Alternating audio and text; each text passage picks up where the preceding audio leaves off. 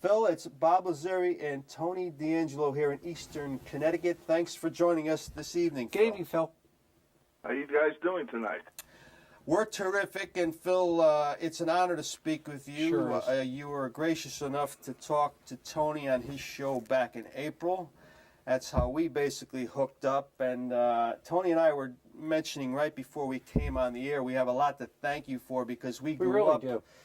in a time in the 60s and 70s when I think it was guys like yourself, Dick Young, and Maury Allen, and Bill Gallo, and we pretty much grew up reading those newspapers. We lived with you every day. And it really is probably the impetus for us being such big sports fans, not just baseball, but and it's guys like yourself, and it probably made me, as a journalism student, go to Fordham University, and it was guys like you, Phil, that did that. And these are stories that you don't hear about, but and believe it or not, Tony, and Phil will get a kick out of this. Phil, I'm sure you remember the baseball book of lists back in '83. You did with Xander Hollander. You know, Absolutely. Tony, I was actually featured in that book. I was home from college that summer, and I put together a list, Phil, of players who had walked and struck out 100 times in a season. Now, back then, it wasn't as common as it became. But I just sent it in, and Xander was very gracious. He wrote me back, he says, we're putting this book together, and it's in there. So I remember that. Although your name was familiar to me, and I couldn't figure out. Well, where did I? We must have met somewhere. Now I remember that actually we did about 5 book of lists, and then one of them we just took all the baseball stuff and put it in a special book because obviously that was the bestseller. That was some great stuff, Phil. And it was a lot of fun. I really enjoyed working on that. It was, and that was. I was really shocked, and I have the book at home somewhere. It's buried somewhere. But again, Phil started. He was given the role of Yankees beat writer for and Tony loves the name of the New York World Telegram and Sun. And that was back in '61, of course, and he followed the Maris home run record race, and he's authored more than 50 books. We'll just mention. Well, the funny thing about it is that Xander Hollander was my first boss. He hired me while I was still in school in college to be his assistant when he was covering high school sports in New York for the World Telegram. And so he brought me on, and I was working part-time while I was in school. And then after I graduated, I was still doing that job because I couldn't get a newspaper job, but I finally did get one. Xander was promoted to a better position, and there was an opening covering high school sports, and they gave me that job, and that's the way I broke into the newspaper business, which is a great way to get started because you could make mistakes. You have to be your own statistician. You walk the sidelines in football. You cover games under all kinds of conditions, and it really prepares you for what you're going to do in the future, plus the fact that being in this area, I got to cover a lot of great athletes in basketball, football, and baseball who eventually became professionals, and I followed their careers from the time they were in high school. That's for sure, and I was going to ask about Phil's, the humble beginnings, and there you heard it right there. Yeah, and Phil, again, there were some great ball players back in Brooklyn in those days, if I'm not mistaken. Oh, you bet. Mm-hmm. Like Joe Pepitone, Tommy Davis. I mean, I could give you a list that goes on and on. Rico Petrocelli. There was so much, and that's only in the few years that I was covering high school sports. I mean, there were others who came later, but while I was covering high school sports, there were a whole bunch of them. Football, as I said, basketball. I saw Kareem Abdul-Jabbar. I saw Connie Hawkins. I saw Billy Cunningham, Kevin Lockery. All those guys. I covered all those guys. Matt Snell in football. I covered all those guys. Yeah, that is something. And again, he's authored over 20 books on baseball alone. Now, how about the bad news about the Connecticut kid for the Mets? We were just talking about that. And Phil, we were just talking about that, and we heard there was an MRI and there was some forearm soreness. That was what we heard this morning. And then this afternoon, I'm hearing a torn ligament, and I'm saying to myself, well, I'm going to ask Phil about it because Phil goes back to the days when Phil was covering Catfish Hunter. Now, 75, Phil. Well, Phil goes back to Whitey Ford. If you wanna get Exactly. We're technical. talking 300 innings. Of I thought course, you were going to say Christy Matthews. not going that far back to New York, but yeah, it is sad, Phil. And again, you know, I'm looking at a lot of the chat and discussion boards, and people right away are saying about the babying of the pitchers, and we can do a whole show on that. Well, I didn't get the full story. Is it a tear? Is it in his elbow? Is it a ligament? Torn ligament, ulnar ligament in the elbow. Yeah. Well, that sounds like Tommy John surgery. Oof. Yeah. And that means he'll miss a whole year if that's what they do. Wow. Now, the plus side of that is he'll come back better, bigger, and stronger than ever. He'll be able to throw, you know, maybe even harder than he throws now. But as far as next year, you can just, if it's Tommy John surgery, you could just rule him out. Yeah. And we've had Tommy John on the show, and he said exactly what you did, Phil. A lot of these guys come back stronger, and they actually, you know, it's not that this kid needed to learn how to pitch, that's for sure. But you never know, Tony. It's just my son is an agent, right? And his number one client had Tommy John surgery 2 years ago. It's Joe Nathan, and he's pitching better now than he pitched before. Yeah. I mean, the downside is you miss a year, but when you come back, I mean, Joe Nathan is 38 years old, and you'd never know it just to see him throw. And that's just one example. There's so many other examples of pitchers who came back from Tommy John surgery who actually threw harder than they did before they got the surgery. But you miss a whole year, you know, and when you're trying to make a living and trying to establish yourself, that's tough to deal with when you're out for an entire year. Yeah, I think we'll hear more tomorrow about the extent of it and what the plan is. But again, we're on the phone with the legendary Phil Pepe, and here you find yourself covering Maris's chase in '61, Mantle and Maris, Phil, and it's a story that gripped a nation, and it all comes full circle as we still talk about it to this day. As a lot of people now, Tony, are saying he's the legitimate home run king. He's the legitimate home run king. To me, it's fascinating, Phil, that there always was an asterisk associated with '61. But when guys like McGuire, Sosa, and Bonds surpassed it, people ironically were thinking, well, Maris and the asterisk could now be cast aside a little bit. Well, that asterisk story was, I mean, it was silly, it was ridiculous. Yeah. First of all, it was Ford Frick, and you might say that he was doing it to protect people from his generation because of the expansion, and the schedule was expanded. I mean, it was silly for him to have done that, and he actually never used the word asterisk.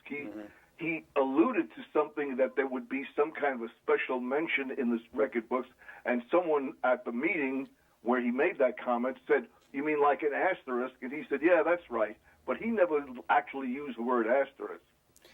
But it should never have happened. No. It's unfortunate, because if you did it for home runs, you had to do it for every other record that was broken because of the additional 8 games on the schedule. That's something you don't hear much. You Exactly. really don't consider that. And back to Maris, Phil, here you are covering him closely. I mean, maybe you could tell our viewers, especially some of the younger ones, how tough mentally was it for Maris that year? And maybe you could describe for our viewers, if they didn't see the movie, his relationship with Mantle. His relationship with Mantle couldn't have been better. They actually shared an apartment in Queens that season. They lived together, and I know that Roger idolized Mantle, and Mantle liked Roger. Mantle went to Roger's funeral. I happened to go to the funeral, and Mantle was very broken up when Maris passed away at a very young age. It was a situation where I was thrust into the middle of that chase for the home run record. I wasn't even covering baseball full time when all of a sudden in mid-season, like around August 1st, we had, at the World Telegram, we had a couple of people get ill, and they had to move some people around. And Dan Daniel, I don't know if you know that name, he was covering the Yankees, but he was getting a little on in years, but he was asked to write the column because our columnist, Joe Williams, was ill. So Daniel moved up to write the column, and that left the Yankee beat open. They assigned me. I mean, here I am. I was a kid. I had covered very few baseball games, although I follow the sport, and now I get thrust in the middle of this record, I mean, this chase for the greatest record in baseball history. So that was pretty difficult. But as far as Maris is concerned, Maris didn't know how to deal with the media. He was a small-town guy, didn't want the attention, didn't like, you know the story about how they had to push him out of the dugout to take a curtain call when he hit the 61st home run. He was very modest, very humble, didn't want all that attention, and was not an easy guy to deal with, only because, not because he was nasty or mean or anything, he just didn't want all that attention. And so he wasn't a very good interview. Plus the fact that everyone knows the story about how the tension got to him to such a point where late in the season, in September, while the team was in Baltimore, clumps of hair started falling out of his head. And they were concerned because they thought there might be some serious illness, and he went to several doctors, and the discovery was, or the theory was, that it was just a matter of nerves and tension that caused him to have his hair fall out. And it's tough because we've talked about it, Tony and I. People didn't realize how much of a great all-around player Maris was, Phil. Well, as an example, I think it was the 1963 season when Mantle missed most of the season because of one of the many, many injuries that he had. They played Roger Maris in center field that season, and he actually was a better center fielder than Mickey Mantle. Mantle's ability as a center fielder was mostly the fact that he had such tremendous speed that he would run balls down, and he had a strong throwing arm. But Roger was a terrific player, excellent on the bases, running the bases, ran well, but ran the bases expertly, and you'd rarely see him get thrown out going from first to third on a single. Also had a good throwing arm from right field. He was just an all-around good player, as the Cardinals learned after they got him, and he got there. They won 2 pennants with Roger Maris playing right field for them. Great all-around player. On the air with Phil Pepe, for those who have just joined us. Tony, question? And Phil, once again, a pleasure and honor, and so grateful to have you. You spent so much time with Mickey Mantle. Now, Mickey, of course, to kids in my generation, was baseball. Mickey was, everybody wanted to be Mickey, and I know we can probably do like 2 shows on Mickey, but if I were to come to you and say, what was your experiences like with Mickey Mantle, what would you tell me? Well, I had several experiences with Mickey. I have different feelings about Mickey in various stages of his career and his life. And the first one was, well, of course, the first thing that attracted you was that tremendous power that he had. I covered the game where he almost hit the ball out of Yankee Stadium against Fisher. Yes. Kansas City. I was at that game. I mean, and that was just unbelievable. It was awesome. But it wasn't so surprising because he had that kind of brute strength.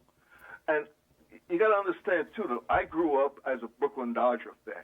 And Mantle was one of the guys that I disliked because he beat our brains out every year. I remember him hitting a home run at Ebbets Field that was in the upper deck. I don't know if you guys know Ebbets Field, but it was kind of a little bit about the size of Fenway Park. But it had a double-deck stands in the left field, and he hit a home run on the upper deck in left center field in a World Series game. It was just hard to believe. But that's what Mickey was. He had that tremendous power, tremendous strength. But as a young guy covering the team, he was difficult. And I got the feeling that this guy is rude and he's crude and he'll walk away from you during the middle of an interview, that sort of thing. And I just didn't like him at all. Then I got to know him a little bit better, and I realized that it wasn't so much that he was being rude or that he was crude. He was in such pain so frequently that often he didn't have much patience for interviews because he was usually in pain. And then I got to know him after he retired, and he used to be around spring training. He'd come to Old Timers Day, and now he was a different person. He no longer had the pressure or the tension of having to perform, and he became a much nicer guy. And then I got to do a book with him. I got to spend a lot of time with him writing this book. And I came to the conclusion, and this is my final conclusion with him, one of the reasons he was difficult to deal with as a player and as he was a bad interview was because he was a very humble guy. He didn't like talking about himself, a lot like Matt Maris. If you remember watching Mickey Mantle hit a home run, he would never raise his head. He'd always have his head, his shoulders would be slumped, his head would be down because he didn't want to show up the opposition. And because he was very modest and very humble. And that was my final feeling about him, that all the things I thought about him in the past were not really on target. He basically was a humble individual, and I had a lot of respect for him as a result of that. It's fascinating. Now, was the drinking a problem when he was playing? Oh, no doubt. I mean, I really wasn't aware of it that much. I guess I was too young to realize it, but I heard stories later on about how days when he didn't play and people thought that he was hurt. Well, he was hungover, and he even made fun of himself about that. He said there was one game where he came up and he said he went up to hit. He was so hungover he could hardly see the baseball. So he makes a joke about it. He said, I saw three baseballs coming at me from the pitcher, so I hit the one in the middle. Sometimes, but he had a great sense of humor, and he was, and also a true measure of a player is what do his peers think of him, and he was idolized by his teammates. They loved him. Joe DiMaggio was not. Joe DiMaggio didn't have many friends when he was playing. He was difficult. He was aloof. He was standoffish. And Mickey Mantle came up as a rookie as Joe DiMaggio was going out and noticed this and made a vow to himself that if he ever got into the position where he would be a team leader, he would not treat his teammates with such aloofness like DiMaggio did, and he didn't. And they loved him. They idolized him. Elston Howard, Bill Skowron, Clete Boyer, they all loved Mantle. And, when you talk to a guy like Phil Pepe, Tony, I think what we try to do is when we talk to esteemed writers and journalists, we try to come up with questions that maybe they haven't ever. That's not going to happen here because Phil has basically answered every question probably that we could ever come up with. But staying on the Mantle thing, and when I think of Mantle, Tony, in New York and greatness, I think of Joe Namath too. Now, Yes. Phil is around both of these guys, top of their crafts. Two legends in the Both sports. with very bad knees. Exactly. Now, Well, I happen to be very fortunate that I was with a newspaper that was read by most people. At the time, it was the number one paper in the country as far as circulation is concerned. Yeah. I also was covering sports in New York at a time when I was fortunate enough to witness all these things, the Roger Maris home run chase. I covered a lot of Muhammad Ali's fights. I got to know Muhammad Ali. That was nothing I did. It just so happened that they assigned me to cover boxing. And who comes along to lead the heavyweight division but Muhammad Ali? I covered the Knicks to the first NBA championship. I did a book with Willis Reed. All of these things that happened, I got to know Joe Namath. That happened not because of anything I did, but because I was in the right place at the right time. It was you can't get a better time. And sticking with Namath and Maris, again, both had the reputation, Phil, party boys whose roots were... No, not Maris. No. Maris didn't have... I'm sorry, Mantle. I'm sorry. Oh, Mantle, right. Yeah, I'm sorry. Mantle and Namath, party boys whose roots were far from New York, obviously. If you could just... What was the major... If there was any major difference between the two, personality-wise, what would you say that would be? Well, I really didn't know Namath that well because I didn't cover that much football. So it's hard for me to speak of that. He was a lot more sophisticated than Mantle was. Mantle became polished later on in his career. I think Joe Namath was a polished playboy and man about town from day one. Don't forget, he signed that huge contract. Mantle didn't sign a huge contract when he first came to the Yankees. That money came later. So Broadway Joe, I mean, Mantle was not in that category when he started out. He became that guy later on when he started earning more money and he started hanging around in New York, hanging around with the right people, but not when he first started. Namath was there from day one, getting all that money coming out of Alabama. That's the other thing, too. Namath and others had the advantage of 4 years of college, which helped them become a little bit more sophisticated, They a little even more graduated. worldly wise. Yeah. And Mantle never had that advantage. Yeah, good point. Yeah, it's true. Again, on the phone, legendary writer, author, Phil Pepe. Tony. And Phil, there's that whole era of the Yankees, like post '64, and CBS had the club, and they're trying to bring life back into it, and glimmers of hope. And all of a sudden, there's this fella buying the club by the name of Steinbrenner. And where were you when this was happening, and what did you think? Well, I was covering the Yankees. I was a beat writer by then, and yes, I was not involved in it, but I was covering the team when all of a sudden we get word that, of course, I was there when CBS bought the team, and now and along came Michael Burke, who was a very charming guy and Yes. Very good for the media. He was always available, good copy, quotable. But then we started getting word that the CBS was getting tired of. The team was not very good. The team was losing. They weren't drawing at the gate, and attendance was down. And CBS was getting tired. They weren't making any money with the team. And then we started getting word that this fella from Cleveland, and I was at the press conference that they had at Yankee Stadium to introduce him as the new owner of the team. It turned out he only had 10% ownership, but he had put together a group, and that's when he made the statement about how he's going to stick to building ships and he's going to let the baseball people run the baseball team. Well, lo and behold, we go to spring training that season, 1973, and the first thing we find out is that he's telling guys that they have to get haircuts.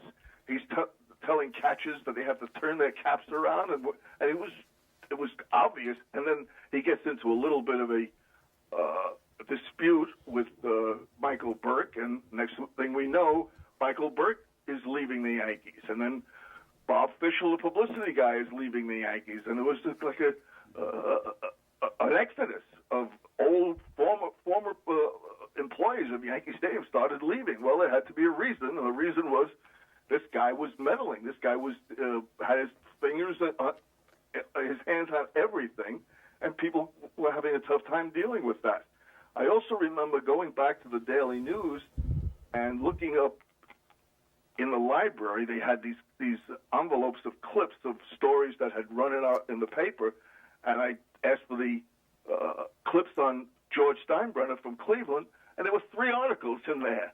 A year later, you would have needed 300 envelopes to hold all the articles that were written about him. So nobody really knew much about him.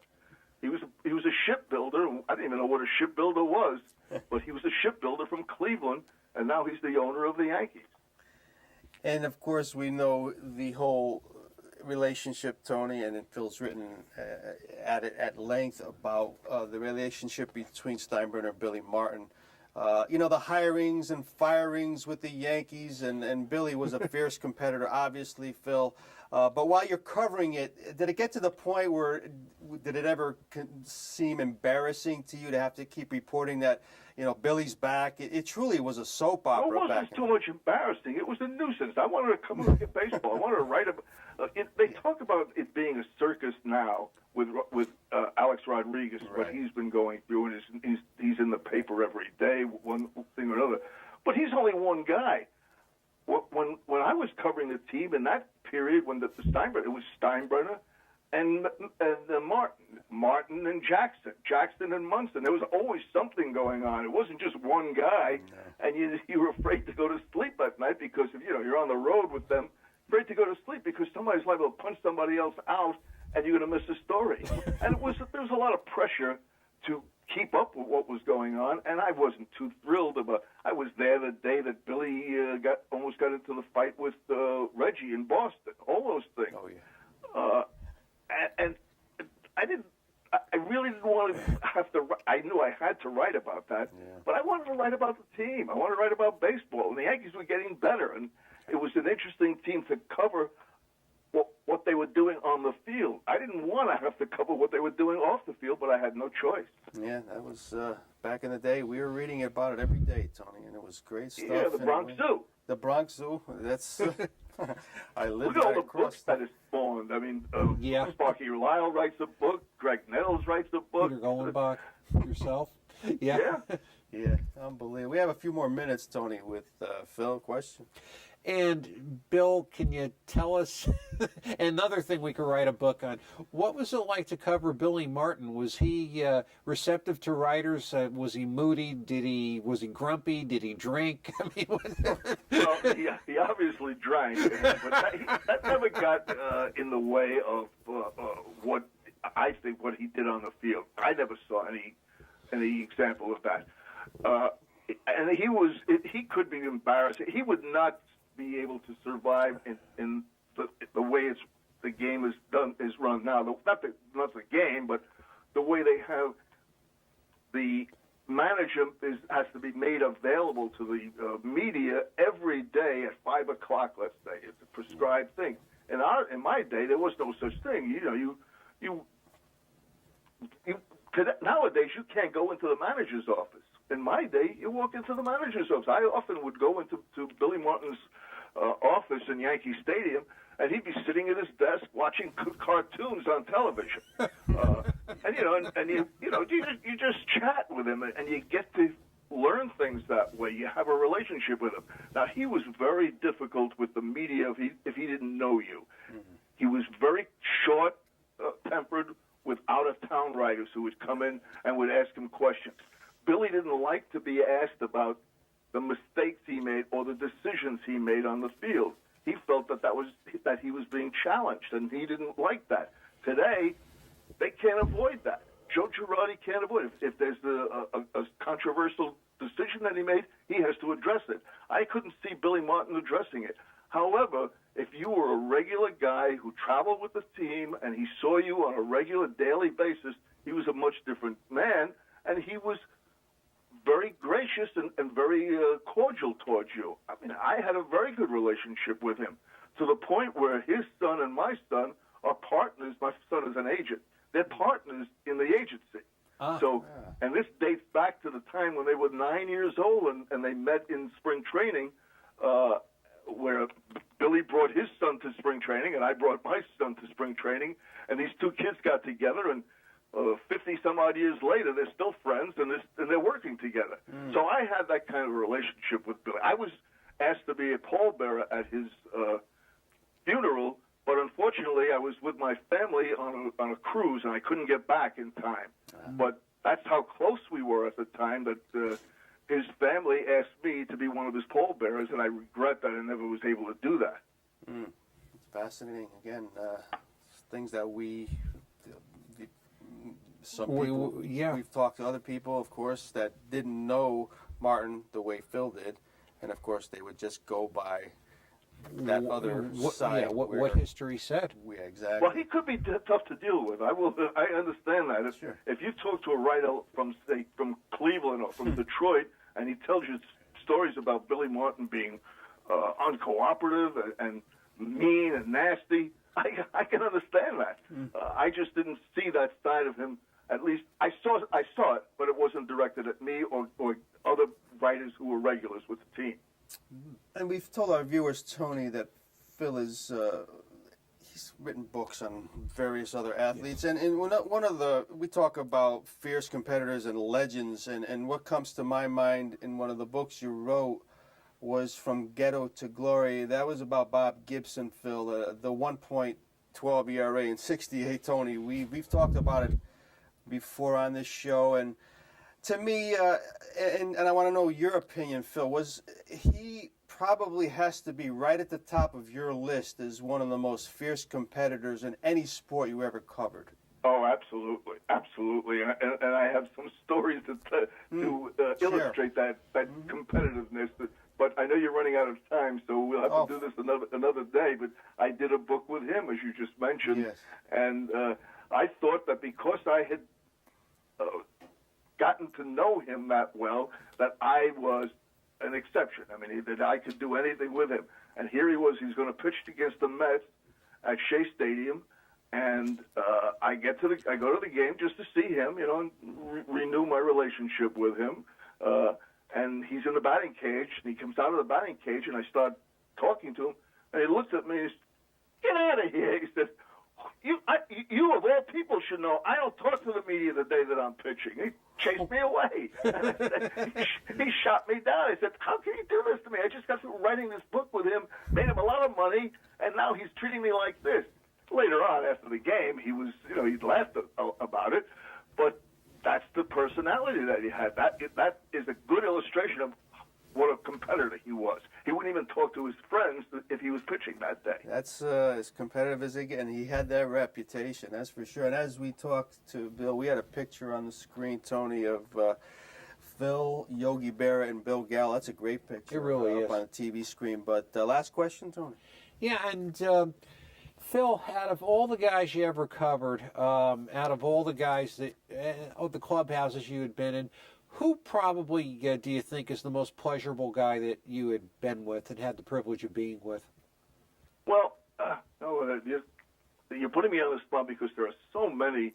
I thought you were going to ask me who was the best interview, and I would say I have three guys that I thought were the best guys to interview that I experienced. One is Casey Stengel, because he was quotable and all of that, and a character. The other is Pete Rose, who was tremendous to deal with, and was a student of the game. I guess a guy who read books he about. was devoted to baseball. Ty Cobb when he was chasing Ty Cobb's record, and the third one is Muhammad Ali, and that's obvious. But probably the guy that I enjoyed most in the years that I was, and there were hundreds, but the guy that sticks in my mind that I enjoyed being around most in the years I covered is Sparky Lyle. Just a charming, delightful guy to be around, and never took himself seriously, and was the same person whether he blew a game or saved a game. Never got too high, never got too low. But had the perfect temperament for a closer, and is just and to this day I still run into him from time to time. He's a delightful guy, always with a smile on his face, always with a joke on his lips, and I would make him maybe the most fun of all the people I covered. That's very ironic, Phil, because Rich Marazzi, myself, we talked to Joe D'Ambrosio 2 weeks ago on Inside Yankee Baseball on ESPN Radio, and a similar question was asked, and he said Sparky Lyle also. Yeah. Really? Good. Joe's a good friend, and I'm glad to hear you. He and I have never mentioned this to each other, but it's interesting, so I feel vindicated. There you go. And your good friend Joe McCoy sends his regards to Phil. And I miss hearing you in the morning on WCBS-FM, Phil. I really do. You guys were really good. Yeah, I know. Well, it was a good long run. I was there 18 years, and now I get to sleep a little later. Well, Phil, again, we probably covered half of what we wanted to, and perhaps that gives us a chance to do it again sometime. Anytime, I'm available. I appreciate your willingness to come on, and it's been an honor just to go through the booking process with you. But please keep in touch, Phil, and we'll talk down the road, maybe before the end of the season. Continue success and good health. I'm glad to do it. Okay, thank you, Phil. Okay, good night. Have a good night. Good night.